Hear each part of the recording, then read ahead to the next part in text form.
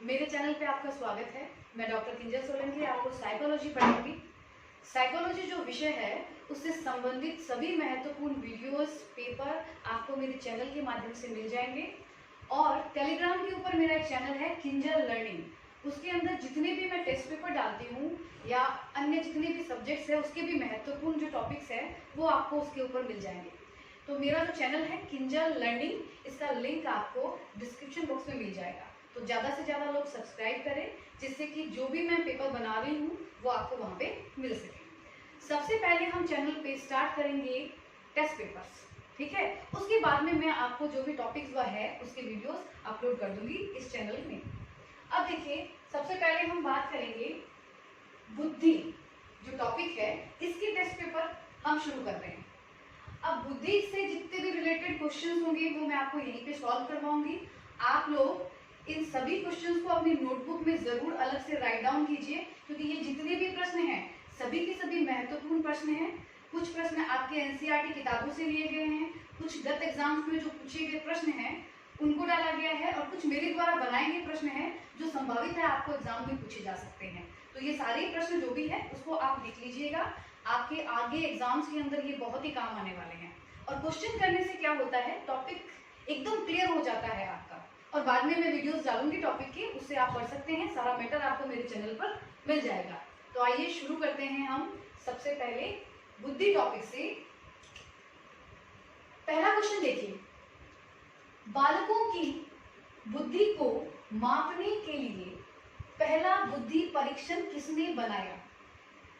देखिए, बुद्धि परीक्षण को जो वैज्ञानिक आधार दिया था सबसे पहले वो विलियम वुंड ने दिया था 1879 में प्रयोगशाला बनाकर। अब विलियम वुंड से बहुत लोग प्रोत्साहित हुए और बुद्धि परीक्षण बनाने आरंभ किए। उसमें बहुत सारे लोग थे, बिने थे, विंच थे, थॉर्नडाइक थे, टर्मन थे। तो देखिए क्वेश्चन हमारा क्या है, पहला किसने बनाया? ऑप्शन देखते हैं हम। ऑप्शन है ए वेस्लर, बी बिने, सी स्टर्नबर्ग और डी है कैटल, ठीक है। तो जैसा कि मैंने बताया, प्रयास बहुत लोगों ने किया था, लेकिन पहला सफल परीक्षण जो बनाया था वो बनाया था फ्रांस के मनोवैज्ञानिक अल्फ्रेड बिने ने, और उनका जो सहायक थे वो थे साइमन। साइमन और बिने ने 1905 में 1905 के अंदर उन्होंने क्या बनाया था, पहला बुद्धि परीक्षण बनाया था। एक्सक्यूज मी,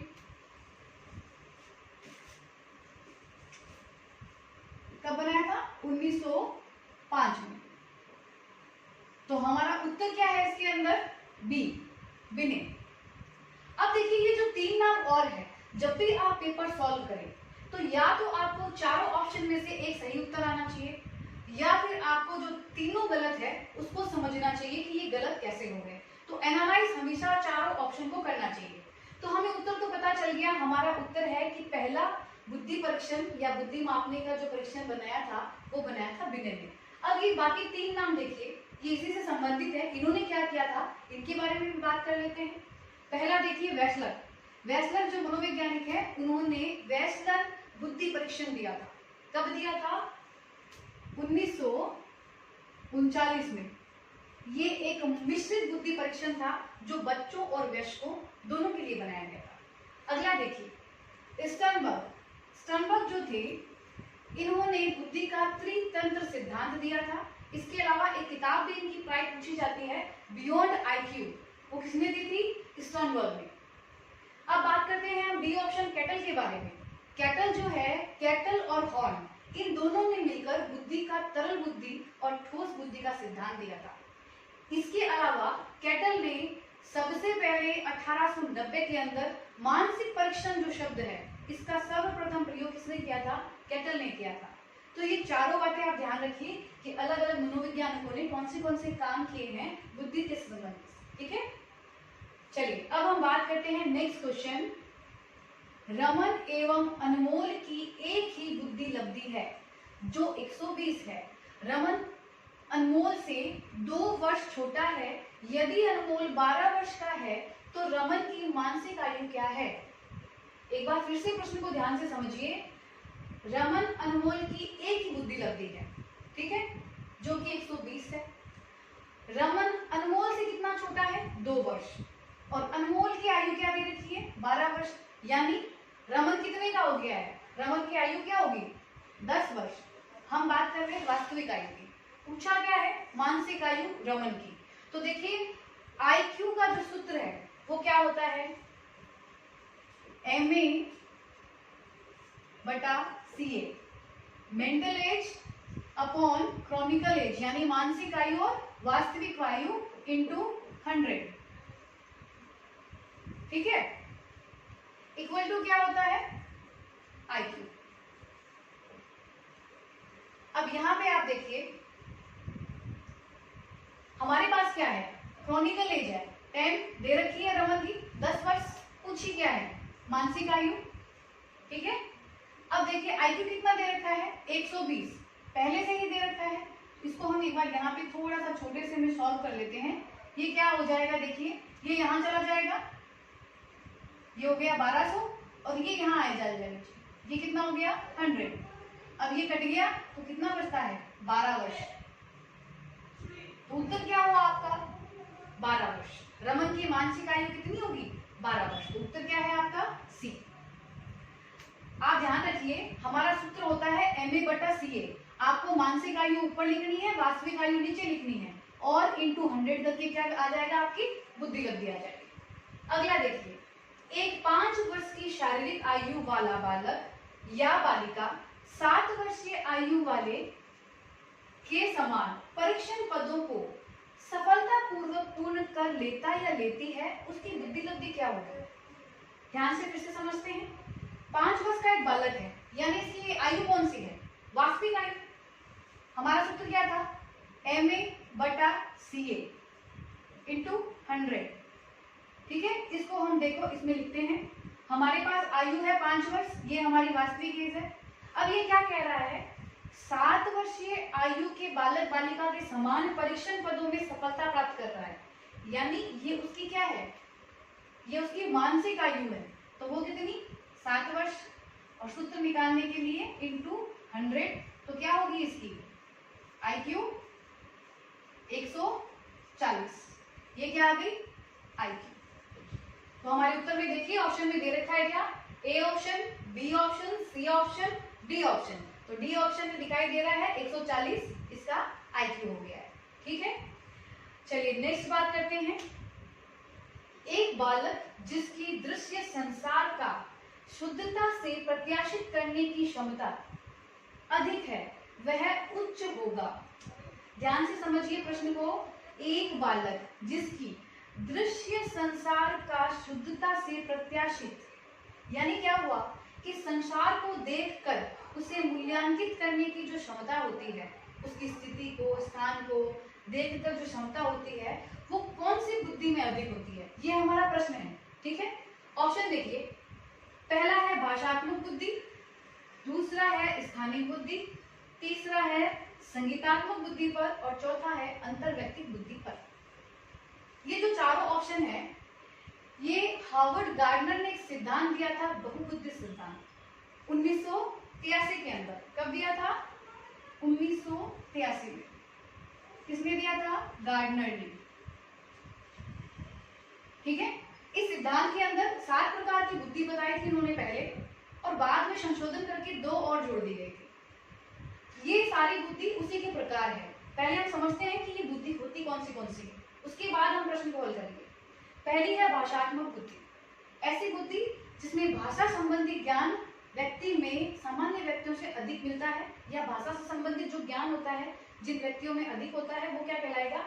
उसके अंदर भाषात्मक बुद्धि अधिक होती है। दूसरा देखिए, अब देखिए भाषात्मक बुद्धि का हम एग्जांपल लेते हैं। किसमें होती है भाषात्मक बुद्धि ज्यादा? जैसे गीतकार होते हैं, जैसे वकील होते हैं, इनके अंदर क्या होती है? भाषा की शैली बहुत अच्छी होती है। अगला देखो स्थानिक बुद्धि। स्थानिक बुद्धि जो है उसके अंदर क्या होगा कि व्यक्ति मानसिक प्रतिबंधों के द्वारा दिशा संबंधी सभी जानकारियां समझ लेता है। अब दिशा संबंधी जो भी ज्ञान आपको देखने मिलेगा वो किस बुद्धि में होगा? स्थानिक बुद्धि में। जैसे पायलट के अंदर होता है, नौका चालक के अंदर होता है, अनुसंधानकर्ता के अंदर होता है, तो वो सभी के सभी के अंदर क्या होती है? स्थानिक बुद्धि होती है। संगीतात्मक बुद्धि, नाम से पता चल रहा है संगीत से संबंधित जो बुद्धि होगी जिन व्यक्तियों में पाई जाएगी उसके अंदर संगीतात्मक बुद्धि है। जिसके अंदर ये बुद्धि होती है वो बहुत सारे वाद्य यंत्रों को बजाना जानते हैं। जो भी संगीतकार होते हैं उनमें क्या होती है, संगीतात्मक बुद्धि होती है। अंतर्वैयक्तिक बुद्धि, ये जो बुद्धि है जिसके द्वारा हम दूसरों को समझ सकते हैं उस बुद्धि को कहते हैं अंतर्वैयक्तिक बुद्धि। जैसे मनोवैज्ञानिक, डॉक्टर, दुकानदार, राजनेता, इन सभी के अंदर अंतर्वैयक्तिक बुद्धि होती है। ये जो लोग होते हैं इनके सामने जब भी कोई दूसरा व्यक्ति होता है ये उसके मन की सभी बातों को समझ लेते हैं, वो जान जाते हैं। जैसे दुकानदार को पता होता है कि ये कस्टमर सामान लेगा या नहीं लेगा, तो डॉक्टर को पता होता है कि इसको कितनी प्रॉब्लम है, क्या है, वो अपने आप समझ जाते हैं। मनोवैज्ञानिक के पास आप बैठोगे, आप जो भी बताइए वो बाकी की बातें अपने आप आपके समझ जाता है। उसमें कौन सी बुद्धि है, अंतर्वैयक्तिक। लेकिन प्रश्न में क्या है, दृश्य संसार का शुद्धता से प्रत्याशित, यानी देख कर संसार को उसको आंकलित करने की बुद्धि, यानी दिशा संबंधी बुद्धि है। ये किसमें होगी, स्थानिक बुद्धि पर। ठीक है, तो आपका उत्तर क्या होगा, बी। अगला देखिए, संवेगात्मक बुद्धि में कौन सी योग्यता सम्मिलित नहीं है, नहीं का पूछा है। ऑप्शन देखिए, पहला है संवेगों को समझने, बी है संवेगों को नियमित करना, सी है संवेगों की अभिव्यक्ति व मूल्यांकन, डी है संवेगों को जागृत करना। तो पहले आप ये समझिए संवेगात्मक बुद्धि की योग्यता होती क्या है, क्या होती है संवेगात्मक बुद्धि। संवेगात्मक बुद्धि का अर्थ होता है स्वयं के विचार और भावों को जानना, उसे पहचानने की जो क्षमता होती है वो संवेगात्मक बुद्धि होती है।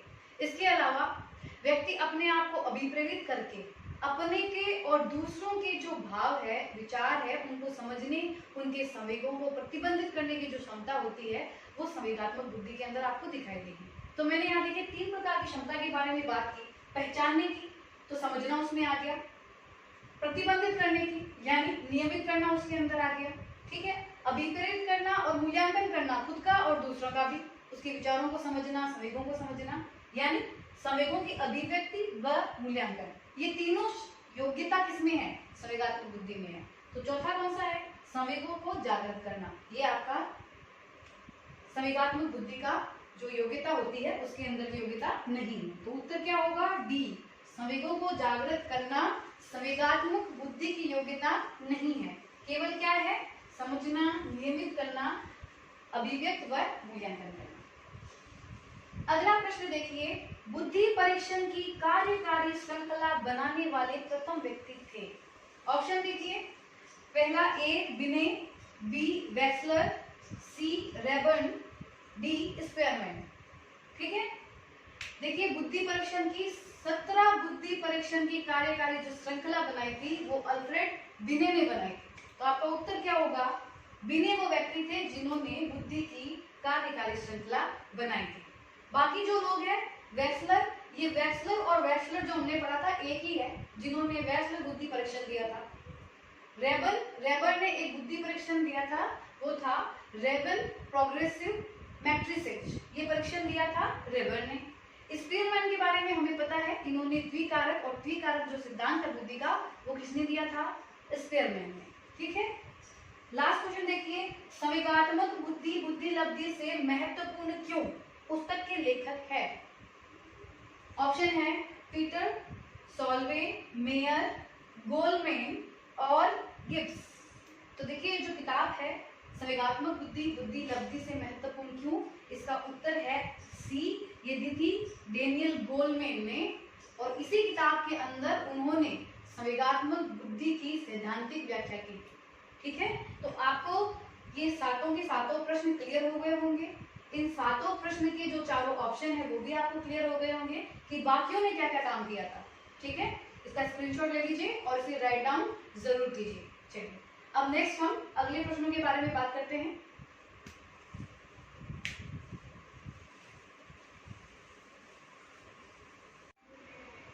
चलिए आगे देखते हैं हम 8वें क्वेश्चन के बारे में। निम्न में से किस मनोवैज्ञानिक ने संवेगात्मक बुद्धि पर काम किया। ऑप्शन देखिए, पहला है गार्डनर, दूसरा है गोलमैन, तीसरा है मेयर व पीटर सॉल्वे और चौथा है सभी। देखिए गार्डनर ने जो अपना सिद्धांत दिया था, बहुबुद्धि सिद्धांत, उसके अंदर अंतर व्यक्ति दो जो बुद्धि बताई थी वो संवेगात्मक बुद्धि से संबंधित है। कोलमैन जो है ये संवेगात्मक बुद्धि के प्रतिपादक है, क्योंकि उन्होंने संवेगात्मक बुद्धि की सैद्धांतिक व्याख्या की थी। मेयर व पीटर सोलेवे वे है जिन्होंने संवेगात्मक बुद्धि की अवधारणा दी थी। यानी ये तीनों के तीनों संबंधित है, किससे? संवेगात्मक बुद्धि से। तो आपका उत्तर क्या होगा? डी, सभी। नेक्स्ट देखिए, संवेगों पर नियंत्रण पाने के लिए बालकों को अभ्यास कराना चाहिए। प्रश्न क्या है? संवेगों पर नियंत्रण पाने के लिए बालकों को अभ्यास कराना चाहिए। किस चीज का अभ्यास करवाना चाहिए? ऑप्शन देखिए, आत्मचेतना का, आत्म प्रेरणा का, आत्मनियंत्रण का, आत्मानुभूति का। ठीक है, यहाँ पर सी और डी ऑप्शन में बहुत सारे बच्चे कंफ्यूज होते हैं, राइट? अब इसको समझते हैं। देखिए, आत्मचेतना, आत्म प्रेरणा, आत्मनियंत्रण, ये तीनों के तीनों संवेगात्मक बुद्धि के तत्व हैं। ठीक है, अब अगला ऑप्शन देखिए, आत्मानुभूति, यानी इसका अर्थ होता है अपनी आत्मा की अनुभूति, अपने आप को जानना और समझना। देखिए, सबसे पहले आत्मा अनुभूति व्यक्ति में आनी चाहिए कि वो स्वयं को समझ सके, इसके बाद ही ये वाले जो तत्व हैं ये उसके अंदर आ सकते हैं।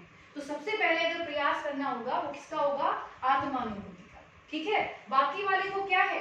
वो सभी के सभी संवेगात्मक बुद्धि के तत्व हैं। तो ध्यान रखिए, संवेगों पर नियंत्रण पाने के लिए सबसे पहले अभ्यास आत्मानुभूति का बालकों को करना चाहिए। उत्तर क्या हो गया? डी। अगला देखिए, एक सफल इंटीरियर डिजाइनर में किस तरह की बुद्धि की प्रबलशीलता होती है? ऑप्शन देखिए, प्रश्न क्या हुआ? इंटीरियर डिजाइनर के अंदर कौन सी बुद्धि ज्यादा होनी चाहिए? अमूर्त बुद्धि। अमूर्त बुद्धि का मतलब क्या होता है? अमूर्त मतलब जो सामान्य नहीं है, जो पुस्तकीय ज्ञान से संबंधित है, जैसे लेखक होते हैं। ठीक है, अगला देखिए, मूर्त बुद्धि। मूर्त बुद्धि जो यंत्रों से संबंधित होती है, जैसे कारीगर में होती है। सामाजिक बुद्धि जो समाज के लोगों के साथ अच्छा संयोजन स्थापित कर पाते हैं, उनमें सामाजिक बुद्धि होती है, जैसे नेता। और डी सामान्य बुद्धि, यानी सामान्य सारे कार्य कर सकते हैं, सामान्य बुद्धि होती है, कोई विशेष बुद्धि नहीं होती है। अब देखिए, इंटीरियर डिजाइनर में क्या होना चाहिए? वह व्यक्ति जो बहुत अच्छी कल्पना कर सके, विजुअलाइज कर सके, अलग अलग डिजाइन के बारे में सोच सके। तो उसके लिए कौन सी बुद्धि चाहिएगी? अमूर्त बुद्धि। तो आपका उत्तर क्या होगा? ए।